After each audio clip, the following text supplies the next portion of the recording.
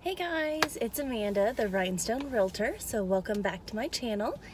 I am sitting outside one of my next showings and had a couple minutes, so I figured I'd sit down and chit chat with you guys. So you may not know, I have been in the real estate industry for about 6 years now. I got started out in property management. A couple months into it, I got my real estate license, was a realtor for 4.5 years, and then I got my broker license about a year and a half ago. So I'm loving the industry and wanted to go ahead and let you guys know how I got started and a few tips that I wish I knew when I got started. So I graduated from college in 2012. I got my degree in marketing, and although I had a ton of interviews and I enjoyed them and had a few job offers, I just had that gut feeling that something wasn't right and that those weren't the right place for me. And so I moved home with my parents, and after a couple weeks, we got into a real estate mentoring group for real estate investors. And so I started helping my parents find houses, oversaw all the rehabs, kind of learned on the spot because there was really not much help figuring that out. And I really enjoyed working with the contractors, meeting the inspectors, and just kind of being out with all the houses. I did not want to just sit at home at an office in a 9-to-5 cubicle. I just could not do that. Well, there was this house. It was in a golf course community, and I found it, and the numbers looked fantastic on it for an investment property.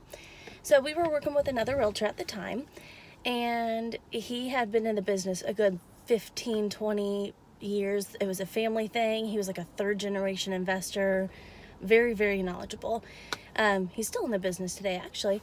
And I sent this house to him and asked, hey, can you run the numbers on this? I think it looks really good. He did and said, no, there's not enough comps. It's not worth what you're thinking it is. It's not a good deal.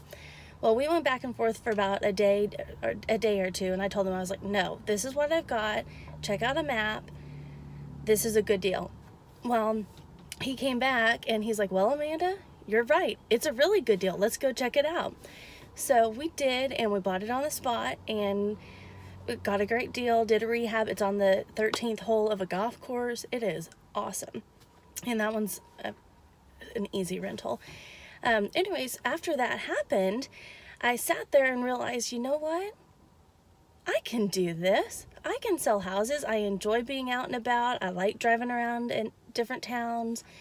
I like being with people. I don't want to be behind a computer. And so I decided to go ahead and get my realtor license. So I went to Champion School of Real Estate. I don't know if it's outside of Texas, but they definitely have like a Fort Worth, San Antonio, and Houston locations. So I did that. I did them online. So I took like all the classes in like a week.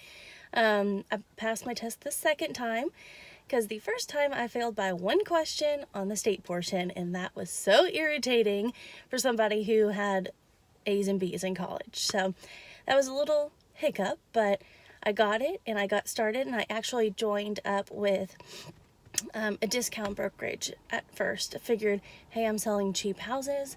Let's go to a place where I don't have to give the broker a ton of money. Huge mistake. I would not suggest that for somebody who is brand new to the business. I would definitely suggest going to one of those big box companies. I'm not going to throw out firm names, but the larger names are great as long as they have training and help you.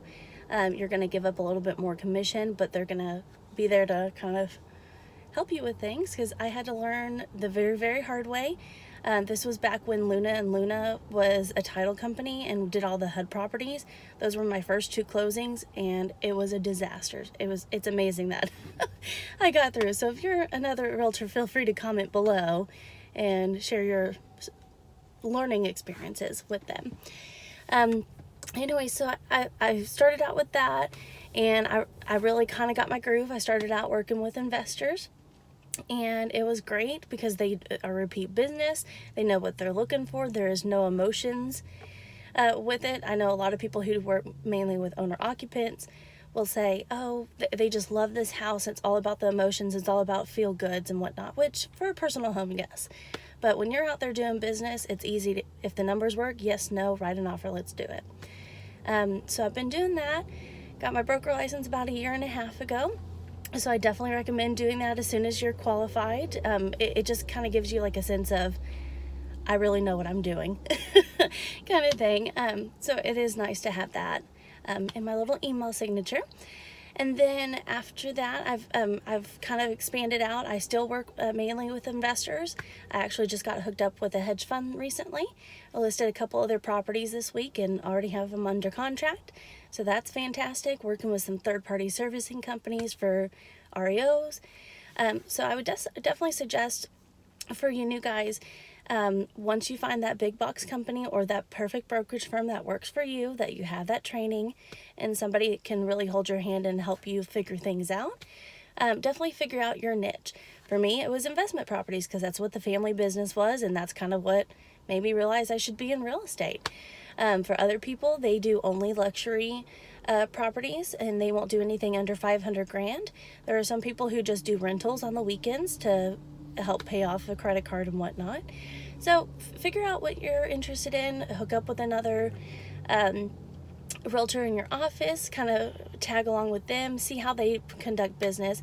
That's something that I definitely missed out on my first one, but that's something that I do for people now.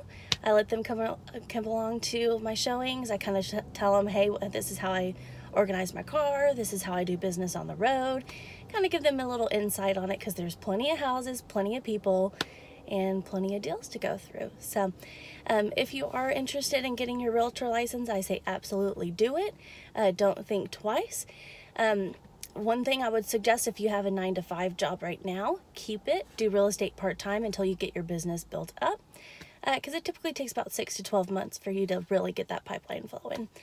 So if you have any questions about becoming a realtor or want to hear more about my story, definitely comment below, hit the subscribe button, and I'll see you guys in a couple of days. See ya.